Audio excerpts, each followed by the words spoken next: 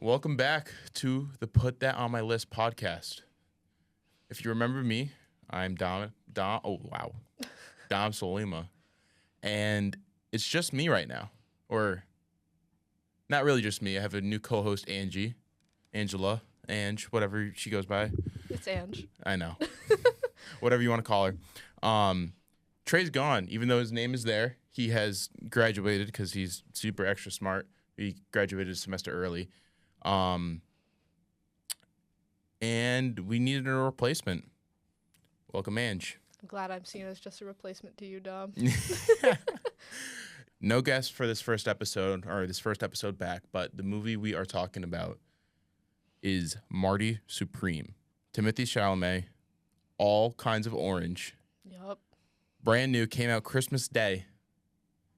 I wish I saw it that weekend, honestly. And me too. I couldn't handle waiting on it. Nope. And guys, I'll tell you, this is a good movie. A pretty good movie. It was pretty good. No profanity on the podcast. Nope. Censor that. Yeah. Yeah. I mean, this was a really good. I guess you could call it like a sports drama. Although it didn't really focus. I mean, it focused on the sport, but more so about the characters' relationships with the sport and beyond that. It's a big character study. It's grounded, it's gritty, and I mean, what were your first thoughts, Ange? I thought Timothy was actually kind of funny in the movie. Oh yeah, he's played awesome. into the character really, really well. I found myself laughing at like 90% of the scenes and like his like remarks to everything. But that dog scene, man. That dog scene. Started crying. I started sobbing. Don't care. I don't play when it comes to dogs like that. No, I know. That always gets me going. Mm-hmm. So, and Marty Supreme, a brief synopsis. This guy Marty Mauser, he wants to become the greatest ping pong player in the world. He already thinks he is the thing. Yeah. He has a tremendous ego. And he thinks it's his way or the highway. And we see him go about this journey with these values about himself and how he feels and how he values life. And everything and anything goes wrong. Yep. Along this journey. It's definitely a ride that I was not expecting for. I thought it was like, oh, cool, Timothy Chalamet ping pong, fight to be the best. And oh my God, the opening sequence, intro, whatever you want to call that, before the credits, I was like, what the heck is this thing? I remember. And it was awesome. When I went and saw it, I shamefully walked in a little late. Forgot what time it started. But I did see the opening credit, like, as I was walking in. I'm like, oh, I don't know if this is the right movie. I couldn't tell you. Like, it's just the egg. Yeah. Yeah, the egg. Yeah, we won't go into depth on what that was, but, if you want to see the movie for yourself, you're more than welcome to go ahead and figure that out. It was... I just got to talk about that opening sequence for a second because it was so unexpected and threw me for a loop, which I think is, like, the best way to describe what this experience watching it was. Yeah. Like I said, anything and everything went wrong. And whether it was, more often than not, it was by Marty's own doing. And it was a great foreshadowing in a way. Basically the opening sequence tells us that he is going to be a father one way or another. And let me tell you, this guy should not be a dad. Absolutely not. This guy... Rate him on dadness, 1 to 10. 0. I'm surprised you're not going negative. Yeah, might as well be 0 because yeah. We'll get into it a little bit later, but... Can't even take care of a dog, let alone a child. Just saying. I know. FYI. I know. So I'll first ask you, um, is this rewatchable? Is it rewatch worthy? Do you recommend to rewatch it? I mean, I would say so only because of how well Timothy plays his character. Like, it's so weird. Like, thinking about him, it's like Willy Wonka. And then all of a sudden, oh, this narcissistic, egotistical ping pong player. It's like an insane difference to He's me. got crazy range. I know. And then seeing him on SNL, like, that's a whole other thing. Hmm. But no, he's really good. Really, really good. So would you watch it more for Timothy Chalamet? Probably, only Yeah. because I like how well he played the character. Really made him hateable, so I kind of like when actors do that. Yeah, but obviously, like the story does that itself. I want to punch this guy in the face and like grab him by the neck and be like, "What are you doing?" But at the same time, you're rooting for him, Mhm. and I love any TV show, film that does that. Breaking Bad, great example. Why am I rooting for this meth cook? That Because it gets you. Yeah. You spend so much time with the character. Yeah, so that's what makes it such a compelling character study, and it really makes you think about the importance of his values. Did you only watch it the one time? Yeah. Yeah. Only once. I think I saw it like a couple of weeks after it came to theaters, like a week or two. But that theater was packed. Yeah. Oh my god. Right. I don't even remember like seeing any like promotional things for it. I Uh-huh. was just told about it. I'm like, oh, I'll go see it. Yeah. I don't yeah. know what it's about. I had to Google like a little like, oh, what is this about? And all it said was Marty Supreme, the ping pong player. And I'm like, well, all right, cool. We'll give it a shot. So from my understanding, it's a very fictionated. Is that even a word? Fictionated. We can make it one. We can make it word. Yeah. A word. Urban Dictionary. Yeah. Basically, what I'm saying is that it was not a very realistic biopic. Not it's they Marty Mauser, I think, was a real. I don't even know if his name was Mauser, but some Jewish ping pong player back in the day in the Right. 30s, 50s. When was this set in? 50s. Something like that. That era. We'll say we'll go for that. He was a real person, but obviously it's a movie and they dramatize the heck out of it, and made a very compelling film out of that. I totally just lost track of what I was saying. That's okay.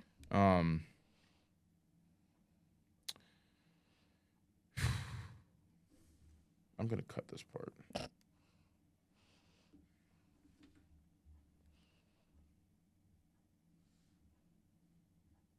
I definitely should have prepared more for this. It's okay. Trial run. My name's Trey, so Yeah, I know we did a lot of mishap. Ashley is leaving. Goodbye, Ashley. See you, Ashley. I'm not even that worried about this. I'll just cut around it. So, let's go into the defend that movie. I didn't even find a segment for that or a review for that, so let's look that up. Actually, no, not even gonna do that. This is a fucking trial run. Holy shit. Yeah, well, like I said, I'm Trey Jones. Yeah. Hey, guys. Yeah. Well, I'll just go into this. Like, what was the scene? I mean, you mentioned the dog scene earlier, but what was so compelling about that really made you like? I'm sure you've seen Marley and Me. Yeah. See, I don't mess with dog movies like that Mhm. because like I know I have a dog, Yeah. so like obviously I'm gonna be a little heightened with my emotions. Shout out Scout, he a real one. But no, see, like specifically the first time we meet the dog, in the whole bathtub scene, like hearing the cries. Oh my god. Yeah. No, I'm Holy sitting there and crap. instantly started sobbing. I'm like, oh my god, you can't do. It's a ping pong movie. What are we doing? Yeah, this movie isn't about ping pong. It maybe goes over the sport for like 30% of the movie. yeah. But yeah, no, that dog scene, like What would you say was the most compelling part, like scene? Like what other than that really got you? That just like made you realize like this. it's gonna sound like cliche, Mhm. but that final scene where he's playing ping pong against, what was it, the guy from Japan? Yeah, the Japanese player. Yeah, that scene. Because, like you said, it's like the Breaking Bad Walter White trope. Like, why am I rooting for, like, this bad guy? But, like, why do I want him to win? Why do I not want him to get humbled right now? Like, he has been this whole movie. I don't know. I thought it was, like, such a good scene. Like, oh, he finally, like, got his goal. He achieved his goal of, like, winning against the literal best ping pong player in the world at the time. I don't know. Something about that. It's like, yeah, no, I get it. I get it. Yeah, I mean, as hard as it is to, like, say, oh, I mean, this guy, he's not a good person. He cares about himself, only himself, and he kind of puts people in these tricky predicaments to benefit himself. Like, prime example being that so-called best friend of his, whose dad was like a big businessman or something. What he wanted out of that friend is his dad's connections. Yep. How he went about screwing that friend over was by advertising this, seemingly good business model of an orange ping pong, which is where all that orange, Pascal orange, whatever that is from, because Marty has this problem with the sport that all the ping pong balls are white, and if you're wearing a white shirt, then you're gonna lose you'll lose the ping pong and lose track of it. And he had that verified too. Like, yeah, he talked to somebody about it too. Which really, I think that was a piece really early on that showed his dedication as a character of like why that if he believes in something, he'll commit to it 100%. And I'm sure he still thinks or believes in that business of creating an orange ping pong ball and trying to make the sport better in that way. But he's telling his friend that he's going to go win this world championship, be the first American to do it. Ultimately doesn't win that tournament, which is to be expected, and it kind of falls through. And then he uses his friend later on to for housing. For the housing with his girlfriend. Not even girlfriend. Not even girlfriend. I don't even know his baby mama. Yeah, honestly, yeah. Beaten baby mama. Yeah. Oh my God, yes. I think I honestly hated her a lot more than I hated Marty. Yeah, she sucked. I hated her. 100%. Holy manipulator. Yeah. That word is obviously a prevalent theme that you see in the movie with the character work. It's like specifically with Marty's mom and the other women in his life. I forget. Did Marty have siblings? Or was he an only child? I don't think so. I think he was a sibling or an only child. Or I can speak on that. If they were siblings, they weren't important to the story. Yeah. But his mom and his aunt would call him saying like, "Your mom's in the hospital. You need to get here ASAP," because he was out doing his Marty things, and he'd be like, "You're full of shit. I know you're okay." While she's screaming, so that means he's already been used to that treatment, and that's kind of like his learned behavior through his mom, like to manipulate people to getting ultimately what they want. But at the same time, I think she had to do that because like he's so full of himself, he's so selfish that like he clearly doesn't care about his family up until the point he actually like needs them for something like money towards the end of the movie. Prime example, that was the only part like he actually needed his family, and before that he just blatantly doesn't care. Yeah, but he still loves them. In a really weird way. It's not a healthy relationship that he has with his family, not by any means. But I think one of the most compelling scenes or segments to me that was, and before I go into it, this is a Jewish family, this is a Jewish character, but he has this whole sequence of him traveling the world doing is this when he's doing the entertainment ping pong? I believe yes, so he would do like, he'd be like a jester with ping pong, doing a bunch of tricks with his buddy, going to like halftime shows, carnivals, going all over the world traveling for this, and he views it as a complete waste of his talents and waste of time. Yep. He ends up in Egypt and he's at the pyramids, and his friend kind of blocks him away from the tour group he's with, and he chips a stone off the one of the pyramids. Mhm. And he comes back and brings it to his mom, and he goes, first of all, treats her horribly for having seeing her, and God knows how long. He's like, Yeah, I know. "Don't eat in my room, mom." Not even a hi, hello. Nope. But after their whole argument that they had, because actually, there's another weird thing. Why was she eating in his room? She missed him. Yeah, that makes sense. That's my guess. Yeah. But he goes up to his mom and gives her a gift, which is that little, The rock. the little Yeah. rock from the pyramid. He goes, "Look at that. We built that." Whatever he says, I think word I can't say Well, on the podcast. But we personally didn't build that, but no, his people, the Jewish people, right, the Jewish people, which goes to show his appreciation of his heritage and honestly, like, what his capabilities or what his potential is. It's how he views his potential. Like, my people built those amazing, breathtaking, one of the 7 wonders of the world. That means I can do anything.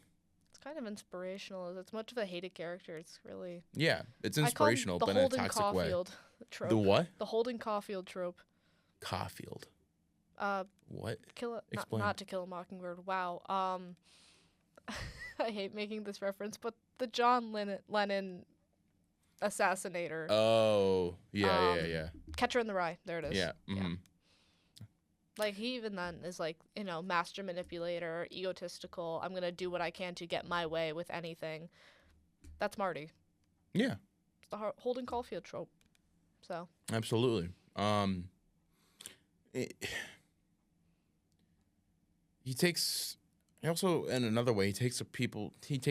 of people's weaknesses. Oh, yeah. Big time. And like with his friend, he took advantage of his kindness, and that female actress that he was with, which I totally is am blanking on her name, but I know I what you're have talking no about. idea. I can't remember.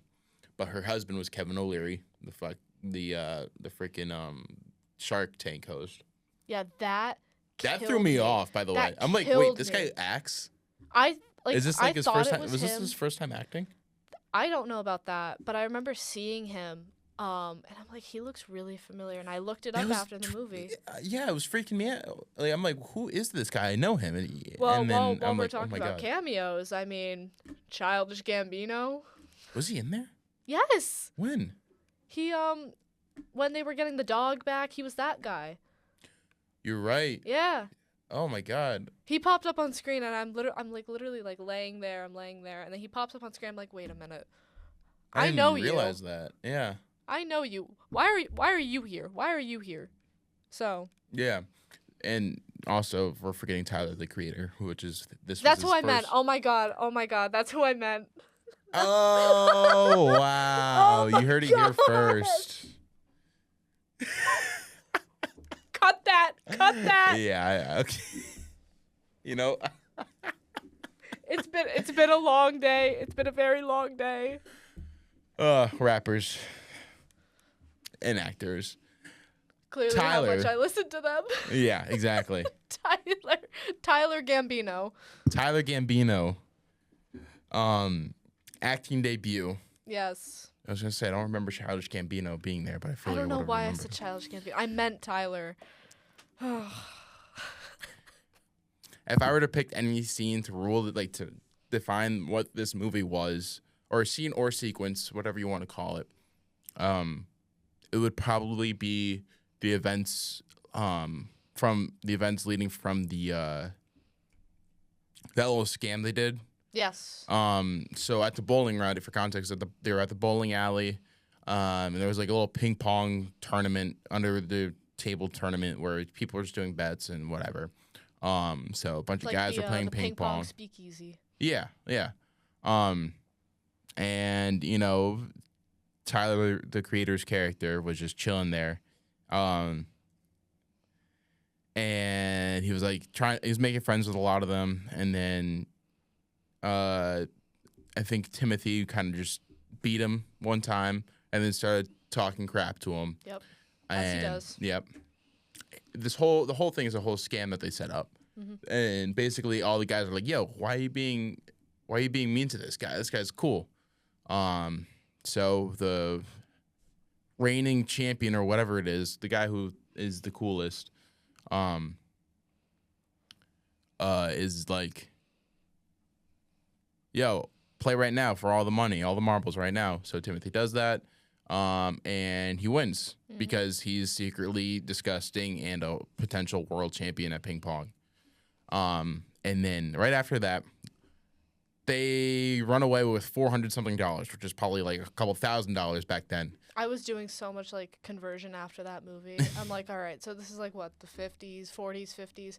So $500.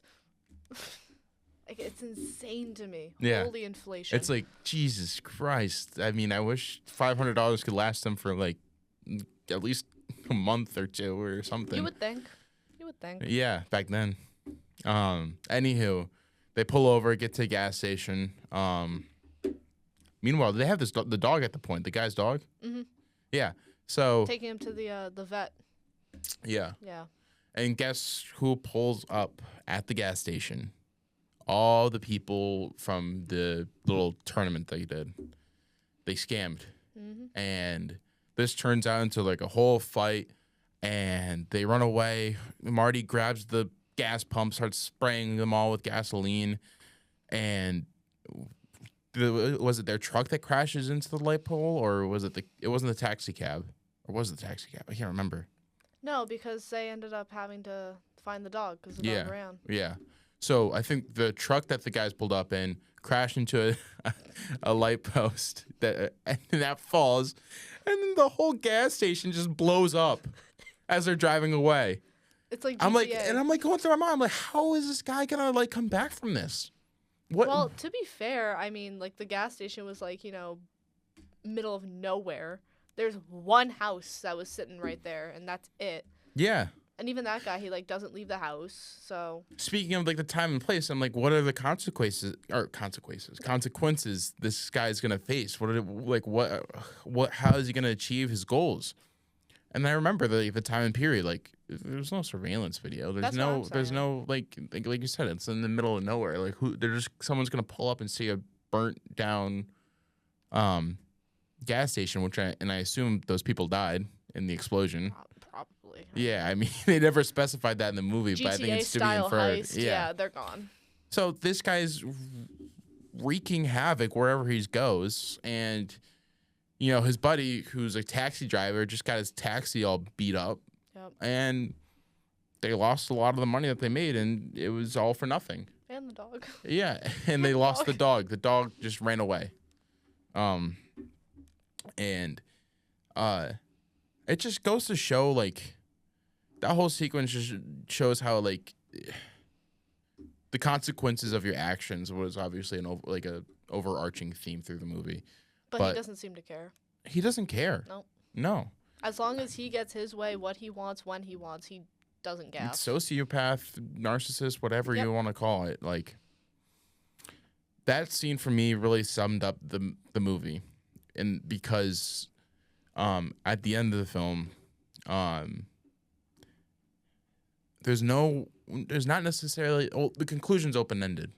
Yeah. Right? His story isn't necessarily over, but he's kind of taking that first step of acceptance. Yeah.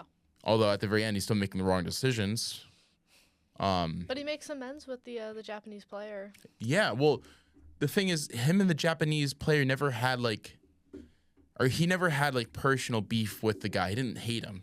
He had so much respect for him. Yeah. Which is one of his likable traits, is that he respects his competition. Those are the only people that he can respect, people who have that same drive that he does, whether it's ping pong or not.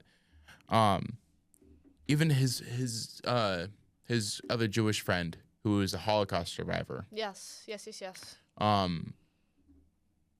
Obviously, they both knew that Marty was the better player, but because he had so much respect for him, for what he's been through, and his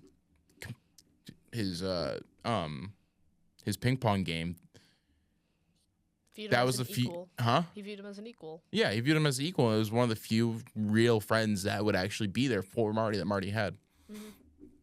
But towards the end of the film, or at the end of the film, his baby mama, as we called it, gives birth, or she's forced to give birth, also a result of his consequences, because she gets ultimately shot in a shootout later on in the movie and is forced to give birth right there. Does she die? I can't No, remember. she doesn't. All right, that's what I thought. But she's rushed to the hospital. She's losing a lot of blood, so they have to do like an emergency birth. I think it was. Yeah. It was at that point. Anyway, but where was I gonna go with this? Emergency birth. Yeah. Thank you.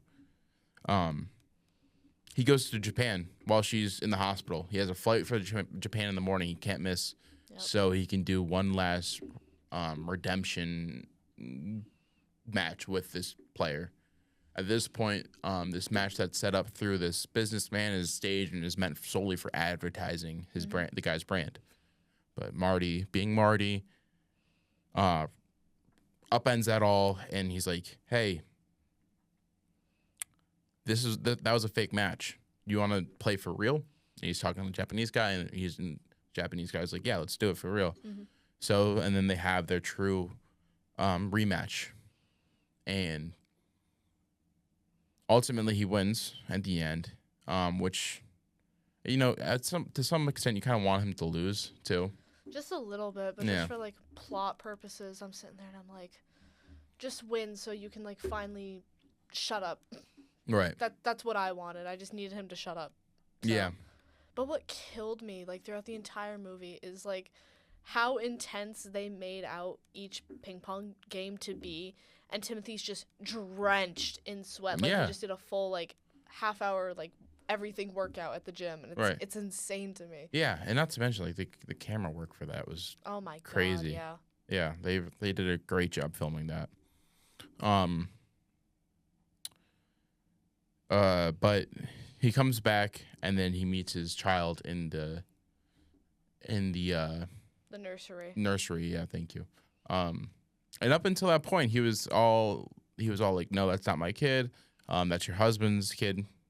Cherry on top, they were cheating together on the side, and had a full refusal and would say it's genetically impossible for that to happen, which he was just in denial. Yeah. But after it's a bittersweet ending because he doesn't really fully accept that reality for what it is until he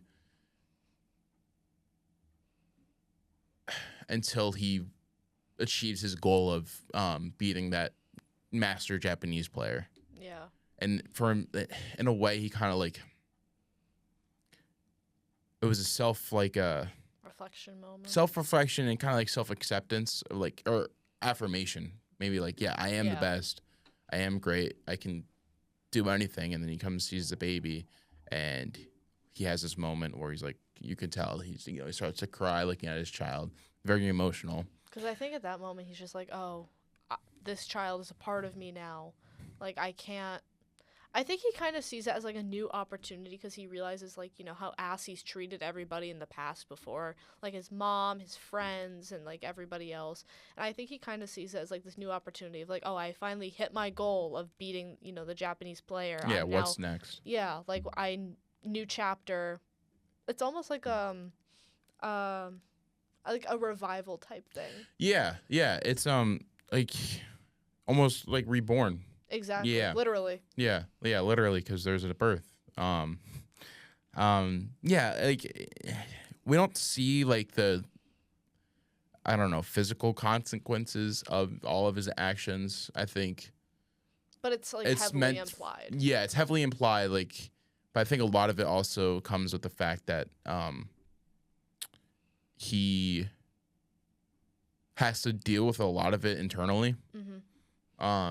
And he has to accept that and strive to be better, which is ultimately his goal is always to become a better at something, whether it's a better person or better at ping pong.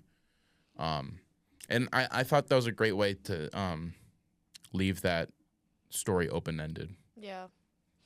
It was really good. I liked the ending a lot. I really did.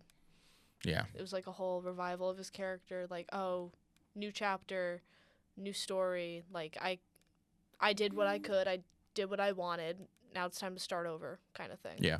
Because didn't he have an absent father? Wasn't Yeah, that? his father wasn't present for the story. There you go. I don't remember exactly what the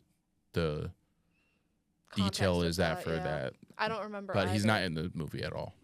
Whether he's dead or just like absent, I'm not sure. But And that's another reason. Like, oh, my father's not present. Let me be present for this one, you know?